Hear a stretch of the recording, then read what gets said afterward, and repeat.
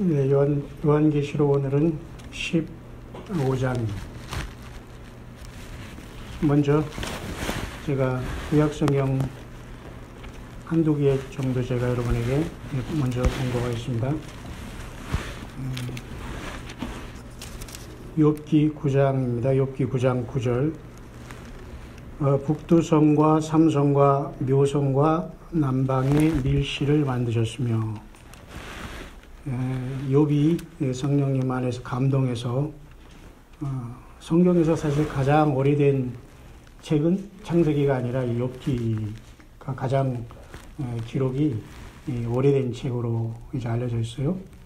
그 중에서 욥기 9장 9절에 보면 북두성과 삼성과 묘성과 남방의 밀실을 만드셨다라고 이렇게 고백하고 있습니다. 그죠? 북두성은 우리가 잘 아는 대로 여러분들 어렸을 때나 뭐 지금도 볼 수 있는 그죠? 북두칠성을 얘기할 수 있고요. 삼성은 삼성 오리온이라고 해서 오리온 자리라고 있습니다. 그리고 묘성은 플레이아디스라고 해서 이것은 이제 일곱 자매 자리라는 게 있어요. 세븐 시스터스라고 이런 별자리를 하나님께서 다 그것을 만드셨다는 거죠. 계속 욥기에도 보면 또 동일하게 욥기로 보면 또 한 가지 더 보겠습니다. 욥기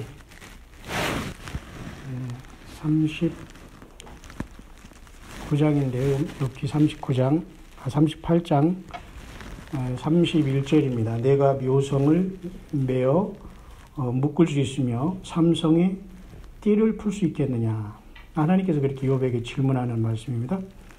그 다음에 32절에 너는 별자리들을 각각 제때 이끌어낼 수 있으며 북두성을 다른 별들에게로 이끌어 갈 수 있겠느냐. 내가 하늘의 궤도를 아느냐. 하늘로 하여금 그 법칙을 땅에 베풀게 하겠느냐. 이렇게 욥에게 하나님께서 말씀하신 그 내용 중에 또 묘성을 메어 묶을 수 있으며 삼성의 띠를 풀 수 있겠느냐. 이런 말씀하셨어요. 그러니까 이 모든 우리가 밤에 하늘을 볼 때 수없이 많은 이 별들이 떠 있지 않습니까?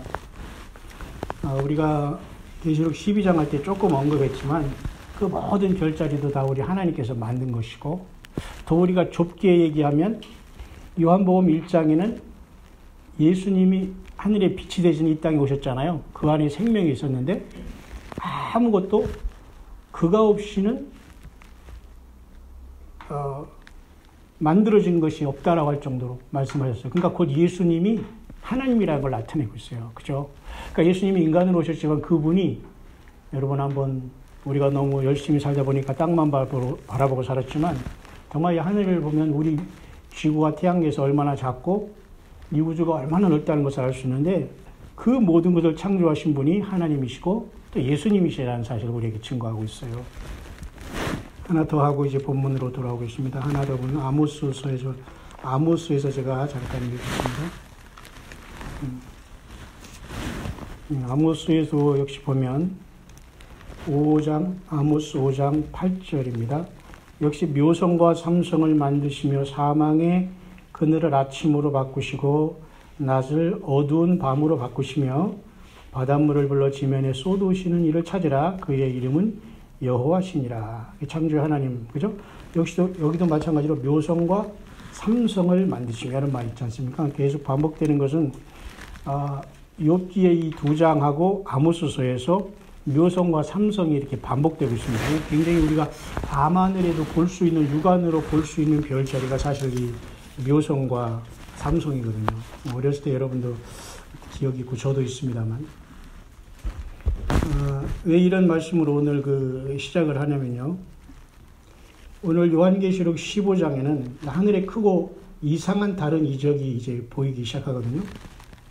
그러니까 사실 이 요한계시록 15장 정도에 와서는 우리가 이 땅에 지구에 태어나고 또 우리 국가적으로 대한민국에 태어나고 이렇게 살아가는 이 모든 속에서 우리는 영원히 또 우리가 살아생전 이곳에 그냥 살다가 갈 것 생각하겠지만, 이 요한계시록 15장에 들어가 보면 사실 모든 사람들이 지금 부활해서 예수님 아버지 보좌 앞에 이 지구를 다 떠나고 이 지상에는 요한계시록 13장에 666 인류만 남아있는 거예요. 다시 말해서 하나님이 창조했지만 하나님을 버리고 또 스스로 의지도 있지만은 자기의 죄성 때문에 사탄의 유혹을 뿌리치지 못해서 결국은 덫에 잡힌 그런 666 인류만 남아있고 모든 하나님을 믿고 예수님을 믿는 모든 사람들은 사실 다 이 지구를 떠난 모습이 여기에요.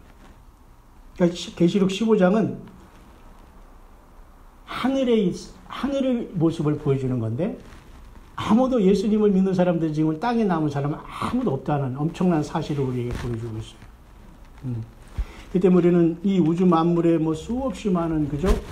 은하계 뭐 별들을 창조하신 그 하나님께서 저 여러분들에게 은하계 한 개씩 주면서 너 가서 지배하라 다스리라 얼마든지 우리 예수님은 하실 수 있는 분이거든요. 그렇게 신나는 주님인데 우리가 이 지구라는 우리 사람의 눈으로 보면 굉장히 크지만 하나님 입장에서 보면 정말 먼지만도 작은 조그만 곳에서 우리 사람을 여기다 심으시면서 영원한 세계에 죽지 않은 몸으로 우리가 주님과 살 수 있는 백성들을 이제 만드는 그러한 하나님의 섭리 가운데 우리가 있다는 참으로 크게 생각을 해야 됩니다. 그러니까 요한계시록을 볼 때는 정말 너무도 엄청나고 크기 때문에 바운다리가 크기 때문에 아예 못 따라온 사람을 졸리기도 하고 육신적으로 피곤해서 졸리기도 하겠지만 너무 이것이 방대하기 때문에 쉽게 우리에게 들어오지 않을 수도 있지만 그래서 요한계시록 15장 정도 와서는 이제는 이 땅에 사는 무리들이 하나님을 거부한 무리들은 땅에 남고 예수님을 통해서 여러분처럼 구원받고 기다리던 모든 무리들은 다 땅을 떠나서 지금 하늘 어디엔가 가 있다는 모습을 나타내주고 있어요. 근데 하늘 어디엔가의 그 모습이 사실은 하나님의 보좌라는 것을 나타내고 있어요. 그래서 여기 욥기를 보면서 아모스서를 보면서 묘성과 삼성을 만드신 하나님을 보면서 그 하나님의 그 광대한 그 창조의 그 세계는 너무너무 광대하기 때문에 그래서 우리는 그 창조의 하나님을 경배하고 찬양하고 우리가 예배 때 이렇게 찬양을 올리게 된 겁니다. 그래서 하나님 보좌에 가서 우리도 역시 그 창조의 하나님을 이제 경배하게 될 텐데요. 오늘 그래서 여기 그 플리아디스라는 것으로 묘성으로 번역된 것은 플리아디스라는 그 별인데요. 이것은 약간 그 북두칠성과 비슷하지만 7개 별로 되어 있어서 그것을 우리는 세븐 시스터스라고 해서 그 7자매 별이다 그렇게 얘기하는 게 사실 묘성이거든요. 그러니까 우리는 어렸을 때 이것은 저희 아버님께서 이것을 좀생이 별이다 그렇게 가르쳐 주신 것 같아요. 이렇게 쫙쫙 이렇게 촘촘촘촘 박혀 있거든요. 멀리서 보면 삼성은 삼태성이라고 돼요. 3개의 큰 별이 있어가지고 오리온자. 이것은 우리가 밤에 봐도 오리온자에는 분명히 이렇게 보이거든요. 3개가 특별히 이렇게 눈에 띕니다. 삼성이. 근데 이 묘성이 7개 되어 있는데 이것이 마치 북두칠성 같이 이게 그려보면 이렇게 국자같이 이렇게 디퍼라고 하죠. 북두칠성은 그렇게 생긴 모습이 되어 있거든요. 그러니까 왜 제가 이 말씀을 잠깐 소개하고 넘어가냐면 우리가 요한계시록 12장에 하나님의 사인이 있어가지고 그죠? 그 여자의 그 처녀 자리에 그 사자 자리가 일치하는 그 사인이 분명히 올해 지지난달 9월 23일에 있었거든요. 그래서 세상이 사실은 믿는 사람들 세계에서는 정말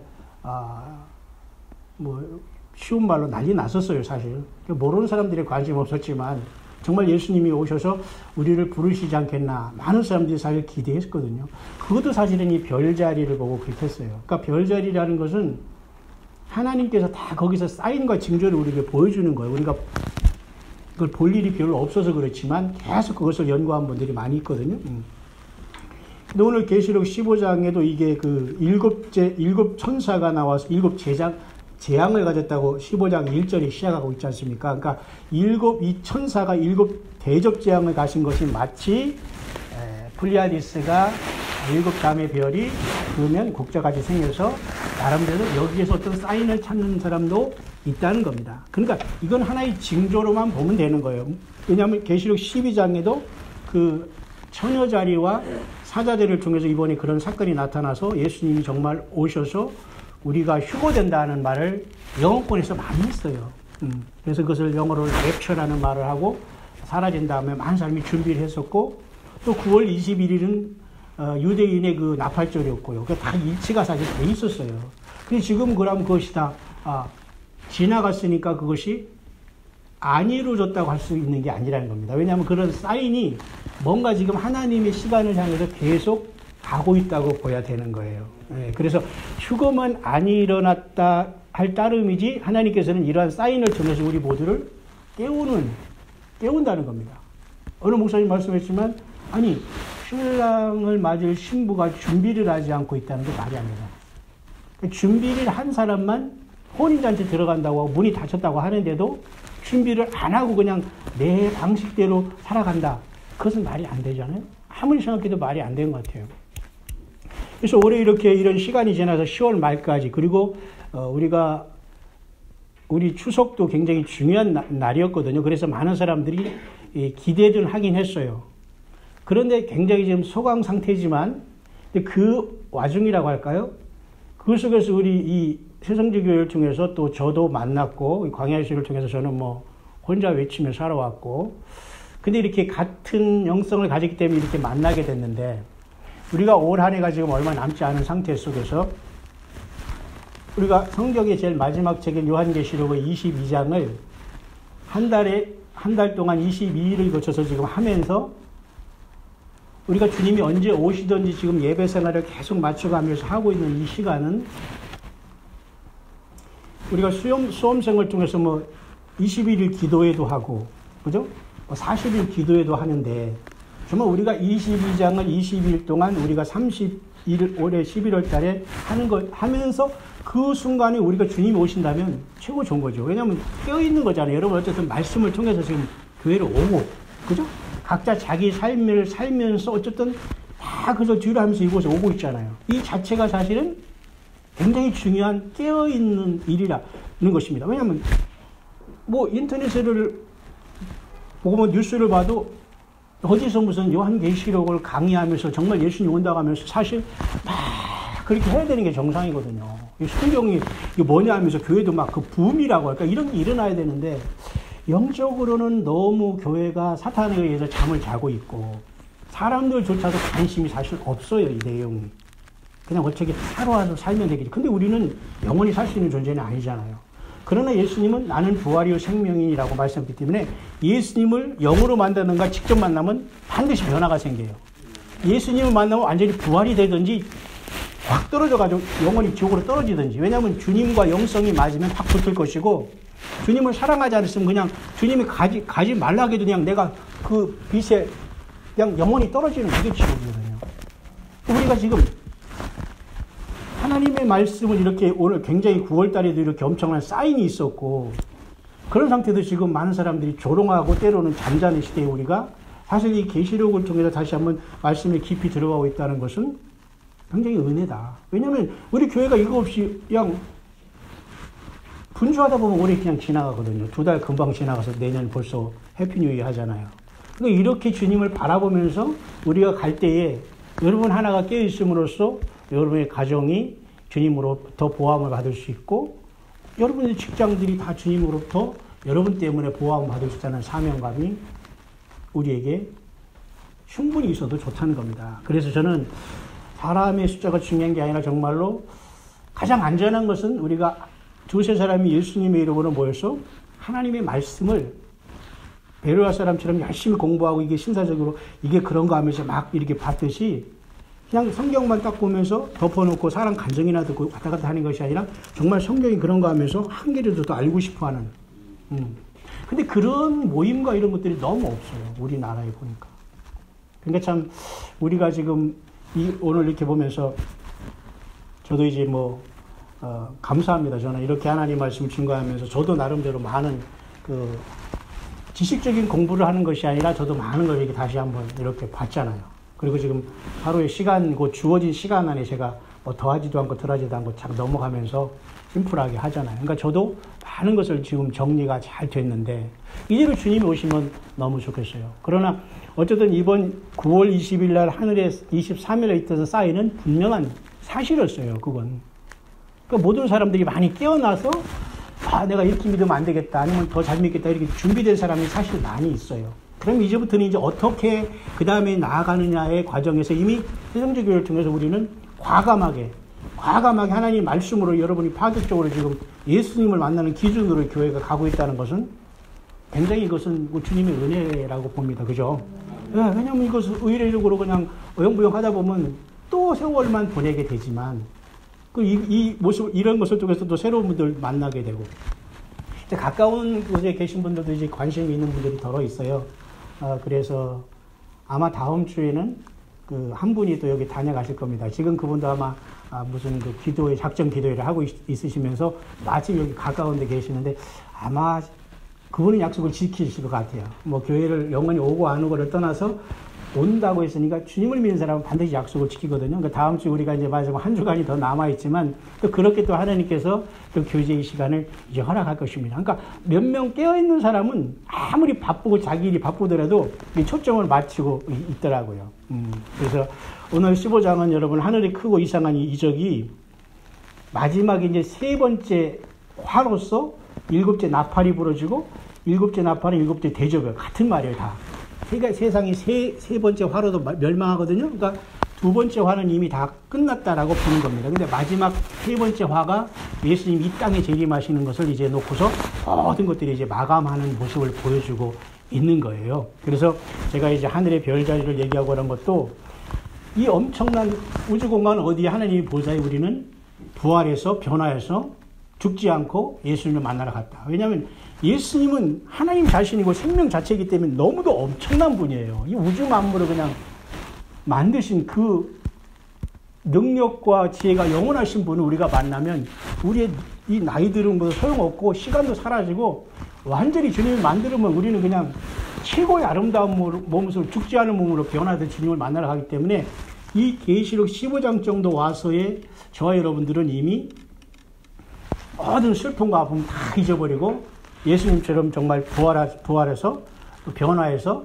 주님의 보좌에서 이 마지막 이 땅의 슬픔으로서 예수님을 거부한 사람들이 그 심판을 바라보면서 우리는 주님 앞에 그 찬양과 영광을 돌리고 있을 것이다. 왜냐하면 이미 그때는 늦었기 때문에 우리가 이 땅에 어떤 사람도 건질 수가 없잖아요. 이미 저와 여러분들은 계시록 15장에서는 다 하늘 보좌에 지금 올라가 있는 그 엄청난 그 상황 속에서 이 일이 이루어지고 있다는 겁니다. 그래서 일곱 천사가 일곱 재앙을 가졌고 마지막 하나님의 재앙이라 하면서 하나님의 진노가 마친다고 했죠. 이것이 언제 시작됐냐면 요한계시록 내에서만 보면 요한계시록 6장에서 시작을 했어요. 요한계시록 6장에 여러분 여섯째 인이 떼실 때에 많은 사람들이 막 혼비백산하지 않습니까? 하늘의 별들이 무화과 나무가 대풍에 흔들려 막 떨어지고 막 엄청난 일이 발생했지요. 그때에 그들이 얘기하는 것이 6장 후반절에 보니까 그들의 진노의 날이 이르렀다고 했잖아요. 그 앞절에 보면 보좌에 앉으신 얼굴에서와 그 어린 양의 진노에서 우리를 가리려 했잖아요. 그러니까 어린 양의 진노는 예수님의 분노죠. 그 다음에 밑에는 진노의 큰 날이라겠죠. 요 하나님의 분노하심이 이제는 시작된 거거든요. 왜 하나님이 그동안 너무 많이 참았어요, 예수님이. 나를 안 믿어도, 나에게 욕을 해도, 가시관을 씌워도, 내가 하나님이 아니라 해도 주님은 계속 다 용서해 주시다가, 이제는 하나님의 때가 돼서 이제는 교회가 주님 앞에 올라가고, 인이 다 떨어지는, 여섯째 인이 떨어질 때에 하나님의 진노의 큰 날이 이르렀다고 할 때, 그 진노가 지금 6장 여섯째 인이 떼짐부터 시작하면서 7장 쭉 와가지고 15장 지금 끝에 와서 이 하나님의 진노가 이것으로 마친다라고 하고 있는 거예요. 그러니까 이제는 여기는 모든 게 다 막을 내리는 과정이 있는데 참 2절에 보니까 놀라운 모습이 있네요. 오늘 그 핵심은 아마 이제 2절에서 다 찾게 될 것입니다. 또 내가 보니 불이 섞인 유리바다 같은 것이 있어요. 그러면 이 불이 섞인 유리바다 같은 것은 또 어디에 나타나냐? 좀 아까는 6장 했지만 이것은 4장에 나와요. 하늘보좌에 보면 제가 읽어드릴게요. 하늘보좌 모습이 5장이 있지 않습니까? 그때 4장에 보면 4장 6절에 보면 보좌 앞에 수정과 같은 유리바다가 있다고 했잖아요. 그러니까 하나님의 보좌에는 어쨌든 사도 요한이 봤을 때 크리스탈 같으면서 그 유리 같은 모습의 그 오션이 크게 펼쳐져 있다는 것을 표현하고 있습니다. 근데 이 4장에는 그렇게 크리스탈 그 유리 바다로 보인 그 바다가 15장에 보니까 불이 섞인 유리바다로 조금 바뀌어 있죠. 그러면 그 사이에 무슨 일이 크게 지금 이 땅에 일어났다는 걸 볼 수가 있는 거예요. 그래서 야곱의 환란 속에서 우리는 주님 앞에 그 전에 올라갔고 부활해서, 그리고 나머지 이 땅은 큰 환란 속에서 이 이스라엘 중심으로 큰 이 땅의 말이 계시록 7장 같은 그 엄청난 환란이 있었다는 걸 볼 수가 있어요. 왜냐하면 불이 섞인 유리바다라는 것은 여러 가지 이건 해석이 많이 있지만은 어떤 사람은 이렇게 하나님의 보좌 가운데 어떤 우리가 북극이나 어디 가면 말이죠, 오로라가 있어가지고 막 그 붉고 뭐 푸른색이 막 너무 아름다운 것이 있다고 하더라고요. 캐나다만 가도 그런 게 있다고 하는데 저는 직접 보지는 못했어요. 캐나다 캘거리까지는 제가 가서 선교 사역을 하고 왔는데 굉장히 춥더라고요. 영하 25도 그리 가니까. 그래서 간신히 뭐 오리털 박 하나 가지고 간신히 보냈습니다만은 근데 이 불이 섞인 유리바다를 그렇게 어떤 하나님의 보좌 앞에 어떤 그런 놀라운 그 모습을 표현하기도 하지만 다른 뜻으로는 굉장한 그곳에 모인 무리들이 지금 이 7년 대환란 가운데 많은 사람들이 구원을 받았잖아요. 그 구원받은 사람들이 그냥 단순하게 그저 우리 같이 주님 앞에 이렇게 휴거로 돼서 구원받은 것이 아니라 그 환란에 들어갔지만 절대 예수님을 거부하지 않고 죽어서 왔다는 거예요. 생명을. 그래서 거기 그 다음에 보니까 내용이 있어요. 짐승과 그의 우상과 그의 이름의 수를 이기고 벗어난 자들이 유리바다가에 섰다고 했잖아요. 그러니까 이 사람들은 저와 여러분들이 아닌 거예요. 환란에서 구원받아서 육신을 생명을 던져서 주님을 사랑하면서 영원히 올라와서 아마 부활하는 사람들일 거예요. 그러니까 우리는 지금 깨어있는 우리들은 죽음이라는 것을 거치지 않고 딱 한 세대가 그냥 바로 변화해서 주님을 만나게 돼요. 근데 나머지 대부분의 사람은 한 번 죽어서 주님 앞에 와. 이것도 은혜라는 겁니다. 왜냐하면 여기 죽지 못하기 때문에 666표를 다 받고 3년 반 동안 살다가 다 그죠? 들포도 추수를 통해서 심판을 받게 되는 거잖아요. 그러니까 여기서 불이 섞인 유리바다 같은 것은 하나님의 어떤 진노 가운데서도 그 영혼들을 구원하신 하나님의 사랑을 또한 볼 수 있고, 또 정말 그 찬란한 아버지 보좌 앞에 큰 유리바다, 말이 크리스탈 유리바다니 정말 상상할 수 없는 겁니다. 그래서 그 하나님의 언약궤도 이렇게 만드는 거 보면 말이죠, 그 언약궤 앞에 그 바다를 만들었다는 기록이 역대하에도 나와 있고 그래요. 제가 앞으로 우리가 이거 디테일하게 들어가면 찾아보겠지만 성경에 찾아보면 하나님의 언약궤 안에도 이렇게 바다를 만들었어요. 바다. 그 영어로 주니까 영어로 보니까 진짜 오션이에요. 오션. 근데 이것이 바로 하나님 앞에 있는 유리바다를 상징하기 때문에 이렇게 하나님의 언약궤 안에서도 그 바다를 만들어 놓은 거예요. 그러니까 이 언약궤는 하나님의 보좌의 이 땅의 그림자거든요. 그죠? 그래서 하나님께서 그렇게 만들으라고 한 것이지 아무거나 복잡하게 만든 게 아니기 때문에 바로 원형은 이렇게 하나님의 보좌 앞에 유리바다 같은 것이 있는데, 저와 여러분들은 계시록 2, 3장이 끝날 때 4, 5장에 벌써 그 보좌를 둘러선 24장로가 둘러서 앉아 있었잖아요. 면류관을 쓰고. 그것이 사실 교회의 대표로 보고, 교회는 이미 야곱의 7년 대환란이 일어나기 전에 어느 순간 호련히 떠났다고 봐야 돼요. 그리고 나머지 그곳에서 많은 사람들이 이제 이 짐승과 그 우상을 벗어난 자들이 후발대로 이제 영혼으로 와서 어느 순간 부활을 했겠죠. 거기서 합류하는 모습을 계시록 15장에 말씀해 주면서 모든 이제 하나님의 심판인 마지막 세 번째 화, 그죠? 7 나팔이 이제 불기 바로 직전 가져왔다는 게 이제 오늘 15장의 내용인 겁니다. 그러니까 저와 여러분들은 얼마나 감사해요. 그런 것을 모르면 뭐 계시록 14장에도 가서 13만 4천이 인도 막고 싶고, 15장에 또 여기 이상한다, 뭐 짐승과 그 우상하게 벗어났으면 그러면 나는 그 짐승을 만나야 되고 도망 다니다가 이 짐승표를 안 받다가 내가 이거 어떻게 죽어서 여기 왔다는 건가? 막 여러 가지 두려움도 있고 그렇지만 안 그래요. 성경을 이렇게 보면. 그래서 여러분, 제가 여러분에게 뭐라 하겠습니까? 요한계시록은 11장에 다 끝난다는 말을 처음으로 저도 새성지교회에서 40년 동안 이 계시록을 접한 지가 그렇게 오래됐지만 처음으로 그런 얘기를 했어요. 그런데 그렇게 보면 계시록이 여러분도 참으로 쉽게 전도할 때도 이게 풀어줄 수 있다는 겁니다. 또 그것이 또 합당해요. 가만히 보니까. 물론 주님께서 우리에게 기름 부음을 주시고 또 우리가 성경 말씀을 같이 토론하고 할 때 주님이 우리에게 가르쳐 주시면 또 우리가 수정할 부분도 있을 수 있겠지만, 저는 요한계시록 11장에 이미 여섯째 나팔이 불어서 둘째 화가 끝났잖아요. 그러니까 마지막 주님이 재림하시는 셋째 화를 놓고 모든 사람을 주님께 구원받는 사람이 다 올라가는 모습. 그래서 15장에 이렇게 짐승표를 이기고 나온 사람. 그러니까 이 사람들은 여러분 앞에 계시록 몇 장이 있을 것 같아요?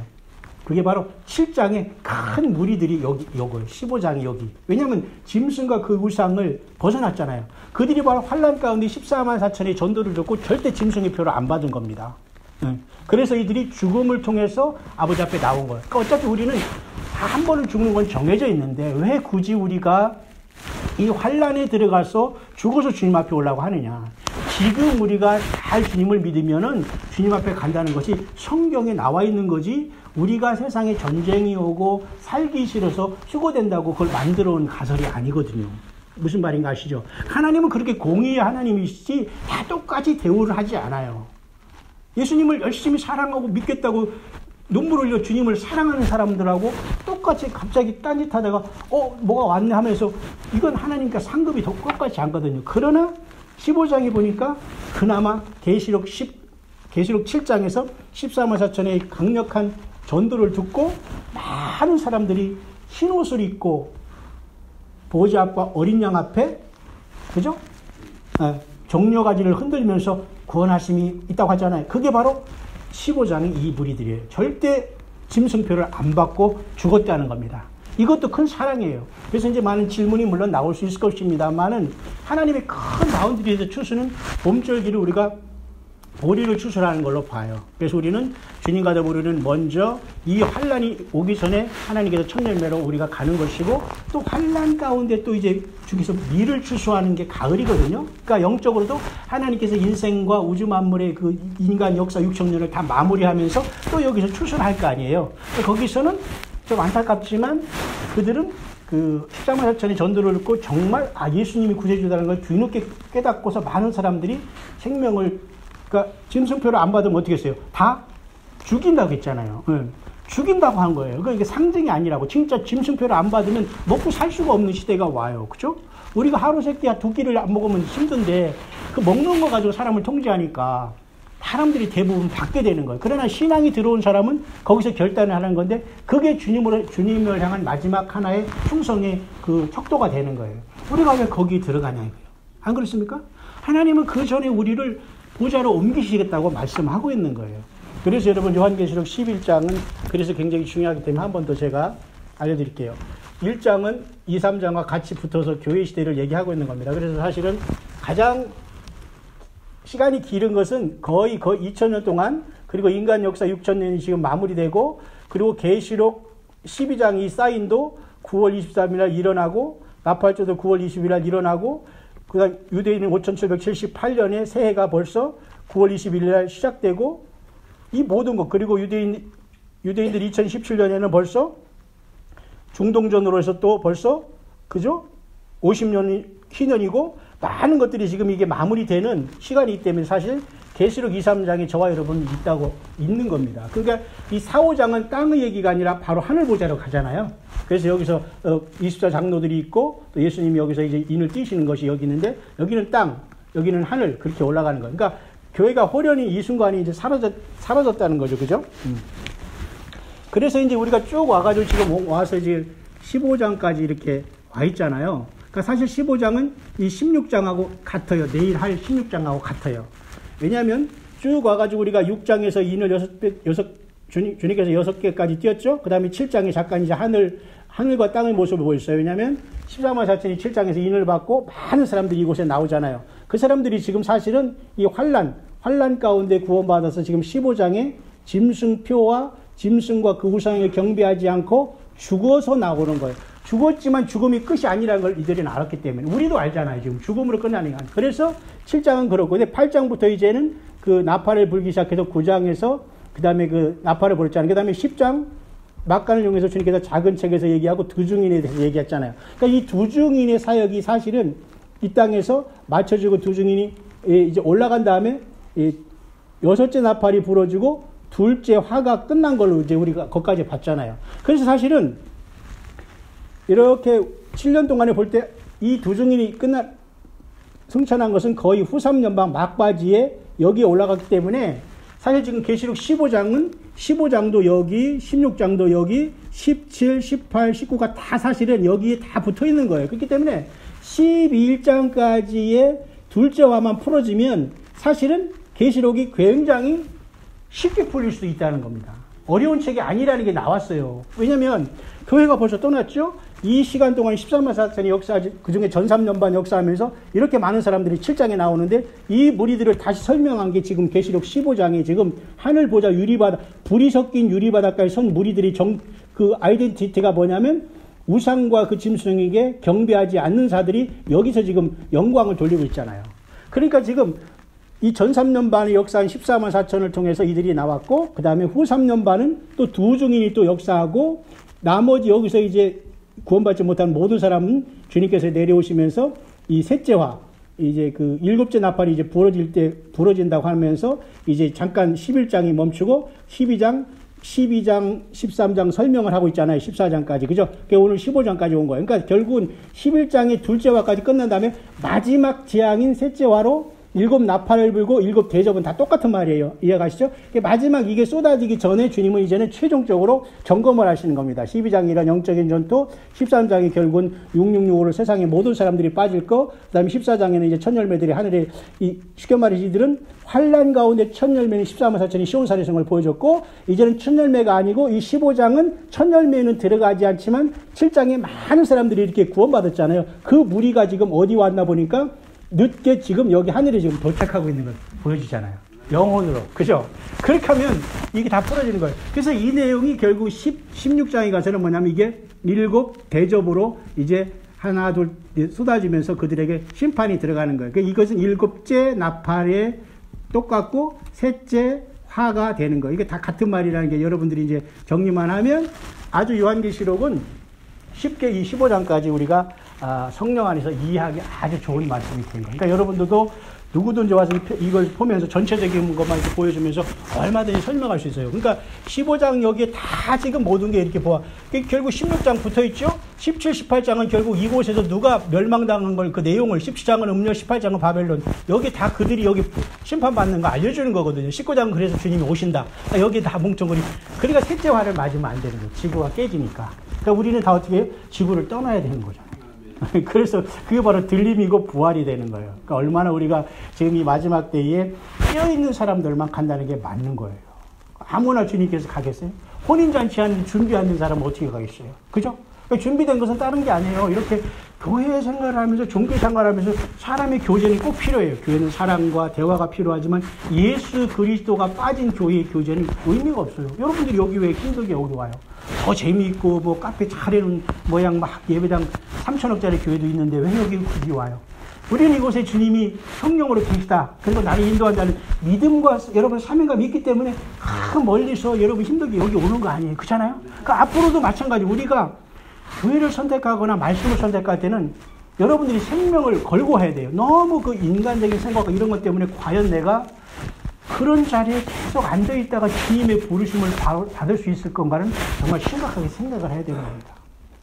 그래서 우리는 이렇게 마지막 때에 말씀이 잘 선포되면서 예수 그리스도를 맞을 준비하는 교회에 있어야지만 너와 네 집이 구원받는다는데 내가 잘못 선택을 함으로써 소경을 인도한다고 하잖아요. 이런 설교를 하자면 정말 끝이 없어요, 여러분. 그래서 저는 이 강단에 있음으로써 많이 순해진 거예요.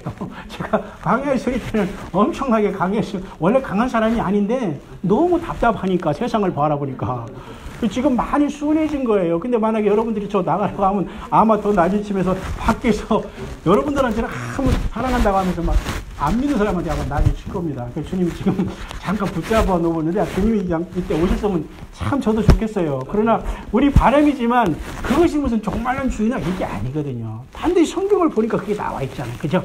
그러니까 이제 어쨌든 시간이 됐습니다만 15장은 그렇게 모든 마무리로서 하나님께서 하늘의 유리바닷가에 마지막 늦게 도착하는 그 영혼들도 맞이하면서 그들이 하나님의 종 모세의 노래, 어린 양의 노래를 부르면서 그 영광의 그 찬양을 하고 있는 모습을 보게 되는. 그래서 이제 하나님의 증거장막의 성전이 열리죠. 11장에 두 증인이 시킬 때도 성전이 열렸어요.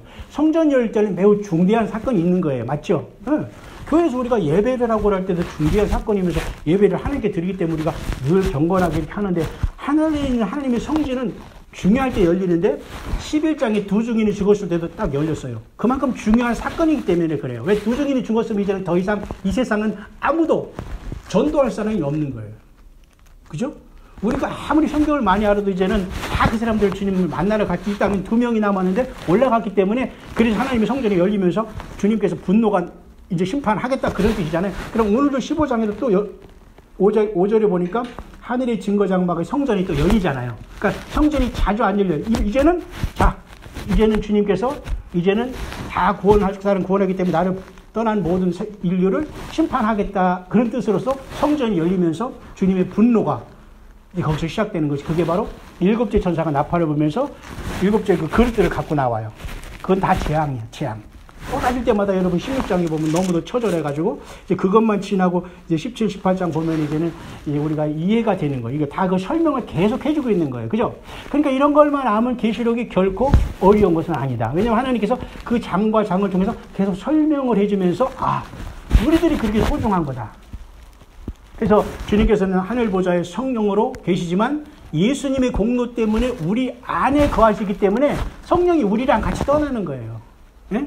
그것이 굉장히, 그래서 주님은 계시록에 금초 때도 비밀이라고 한 거예요. 비밀.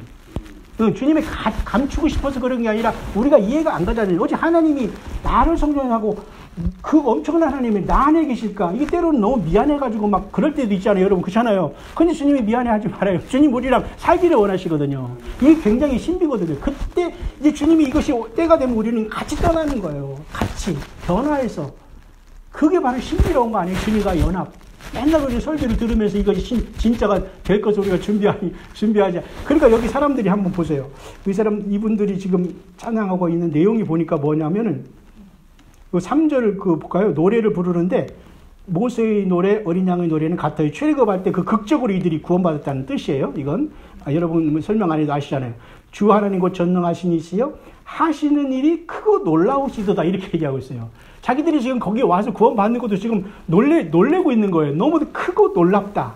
우리도 똑같이 그런 모습이 돼요. 정말 우리가 주님 앞에 부활해서 이렇게 와 있네? 면류관을 썼네? 보좌에 앉았네? 세상에 우리 가족들 다 여기 왔네? 우리 아들, 딸들 다 왔네? 우리 엄마, 아빠 다 왔네? 정말, 그걸 보고서 우리 하나님께 눈물 흘리고 내 보좌에다 이 계시록 4장에 보니까 24장로들이 너무 기쁘니까 면류관을 벗어 던지려고 했어요. 그래서 어떤 사람은, 아니, 하나님 앞에, 하나님이 주신 면류관을 상 내려놓고 절을해야지. 벗어 던져? 그런 뜻은 뭐냐면 그만큼 주님 앞에 경배한다는 뜻이잖아요. 그러니까, 이렇게 한다. 그러니까 면류관을 하나님께 다 벗어 던져 드리면서 나는 아무런 가치가 없는 주님 이렇게 구원해 주셔서 감사합니다 하고 자기도 놀라는 시간이 오는 거예요. 그러니까 그 하나님, 예수님은 우리 자신을 위해 십자가에 피 흘리기까지 하셨는데 우리에게 무엇을 안 주시겠냐 이거예요. 여러분, 그러니까 여러분, 사탄 마귀는 계속 속이고 있고, 아니다, 성경 아니다, 안 믿게 하고, 교회 안 간다, 살면, 이렇게 다 여러분들 지금도 계속 잠재우려고 하지만, 이제는 여러분들은 그 정도의 여러분들이 넘어질 분들은 아니잖아요? 그러니까 우리는 끝까지 하나님 말씀 들고 가면 정말로 사람으로 태어나서 죽지 않을 부활해가지고, 영원히 우리 주님과 사는 그 엄청난 주님의 그 첫 열매의 부활, 변화에 참석할 수 있다는 놀라운 영원한 복음이 오늘도 우리에게 선포되는 거예요. 그러니까 15장은 우리들이 이미 가 있지만 나머지의 모든 이삭죽기라도 좋지만 그 짐승표를 어쨌든 이기고 나온 귀한 무리들이 우리랑 합류하는 모습을 보여주고 있다. 이제는 16장에서는 하나님께서는 이제는 전혀 국률 없는 심판을 이 지구에 그냥 쏟아낸다. 그러니까 지구가 결국은 다 불이 되는 거예요. 그러니까 오늘 포항 그 정도의 지진이 아니라 세 갈래로 갈라지시니까요. 그게 얼마나 크겠어요, 그죠? 완전히 지구가 깨져서 천연왕국으로 다시 재창조해도 누가 여기서 살겠어요, 그죠? 부활해서 변화해서 주님을 만나러 가는 저와 여러분들 외에는 어떻게 이 지구에 어디서 땅을 파고 살겠냐고요. 돈 많은 1% 사람들은 1000억짜리 무슨 뭘 찾아서 지하에 들어가서 산다고 하지만 며칠을 살겠어요. 우리도 돈 있으면 가고 싶으면 거기서 몇 년을 살겠어요. 차라리 예수님 만나는 게 100번 낫지요, 그죠? 아멘입니까? 아버지 하나님 감사합니다. 오늘 또 주님의 요한계시록 15장까지 왔습니다. 이렇게 인내하면서 예수님을 사랑하는 저희들이 이렇게 말씀을 깊이 따라오게 하시는 것도 다 주님의 은혜이므로 감사를 드립니다. 마지막까지 한 영혼도 놓치지 않기 위해서 이렇게 짐승과 그 우상에게 경배하지도 않고 표를 받지 아니한 사람들을 다 불러 올리셔서 하늘에 불이 섞인 유리바닷가에서 그 하나님의 검은 거를 들고 영광의 찬양을 하는 이 놀라운 큰 무리들을 봤습니다. 우리 역시 이 놀라운 주님의 보좌 앞에 가서 주 앞에 면류관을 드리며 주님을 영원히 찬양할 텐데, 우리 모두 마지막 한순간까지 한 영혼도 땅에 떨어지지 않고 이들 모두 주님을 만날 수 있도록 우리가 이 땅에 살 동안 주님 잘 따르고 믿음 생활 잘 감당하다가 마지막 나팔에 변화하여 주님을 만나러 갈 수 있는 저희들 모두가 될 수 있도록 주님 지켜 주시옵소서. 우리 주 예수 그리스도 이름으로 기도드립니다. 아멘.